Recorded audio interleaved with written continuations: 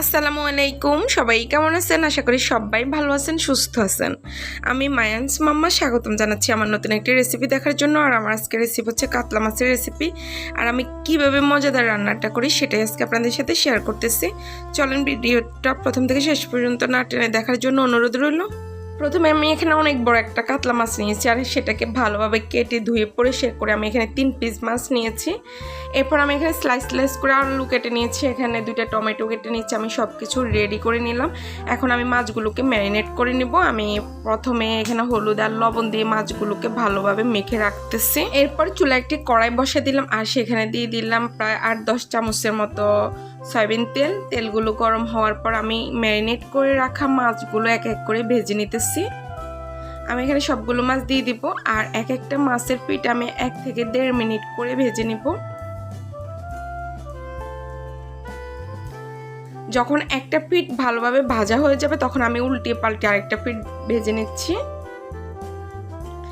এই তো আমি মাছগুলো প্রায় 5 মিনিটের মতো ভেজে এখন তুলে রাখতেছি। এরপর আমি এখানে মাছ ভাজার তেলের মধ্যে 1 চামচ দিয়ে দিলাম জিরা। এরপর এখানে 1 চামচ আস্ত সরিষা দিয়ে দিলাম। এরপর আমি এখানে দিয়ে দিতেছি একটা তেজপাতা মাঝখান থেকে ছিঁড়ে আমি এখানে একটা ফোড়ন দিয়ে নিতেছি। আমি এগুলো প্রায় 1 থেকে 1.5 মিনিটের মতো এরকম করে নিব, নেড়ে ছেড়ে ভেজে নিব। এরপর আমি এখানে পেঁয়াজ কুচি দিয়ে দিলাম।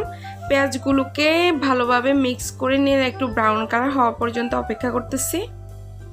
এরপর আমি এখানে 1 চামচ দিয়ে দিলাম ধনিয়ার গুঁড়া, 1 চামচ হলুদের গুঁড়া, 1 চামচ মরিচের গুঁড়া, আর এখানে 1 চামচ দিয়ে দিলাম রসুন বাটা।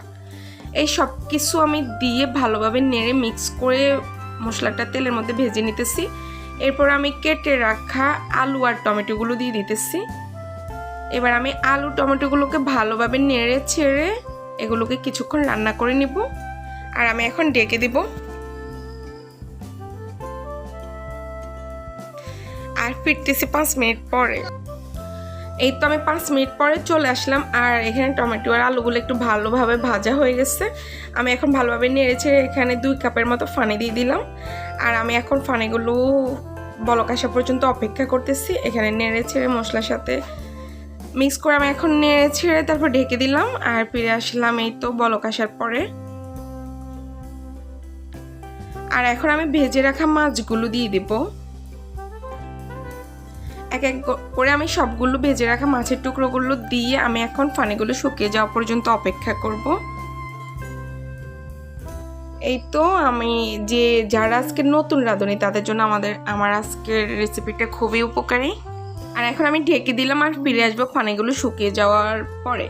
এই তো আমি এখানে দেখে বুঝছেন যে মাছটা একদম পুরোপুরি হয়ে গেছে। আমি এখন একটু নেড়ে ছেড়ে আমি এখানে দিয়ে দেবো ধনেপাতা কুচিয়ে আর কাঁচামরিচ। আমি এখানে আস্ত কিছু কাঁচামরিচ দিয়েছি যেন খুব সুন্দর একটা ফ্লেভার আসে এজন্য। আর এরপর আমি এখানে ধনেপাতা দিয়ে দিলাম। এটা আমি এখানে 1 থেকে 1.5 মিনিটের মতো একটু নেড়ে ছেড়ে ফ্লেভারটা ছড়াইলে আমি নামিয়ে নিব। এই তো আমি এখানে পরিবেশন করার জন্য চলে আসলাম। আর দেখেই বুঝছেন যে খুবই সুন্দর এই রান্নাটা হয়েছে। আর আপনাদের কাছে কেমন লাগছে অবশ্যই আমাকে কমেন্ট বক্সে জানাবেন। যারা আমার ফেসবুক পেজে দেখতেছেন তারা আমার পেজটি ফলো করবেন, লাইক কমেন্ট শেয়ার করবেন। আর যারা ইউটিউবে দেখতেছেন তারা অবশ্যই সাবস্ক্রাইব করবেন। আর ভালো লাগলে ভিডিওতে একটা লাইক করবেন। আর যারা নতুন রান্না শিখতেছেন তাদের জন্য আজকের রেসিপিটা অবশ্যই উপকারে লাগবে। আর আপনারা সবাই ভালো থাকবেন। আল্লাহ হাফেজ।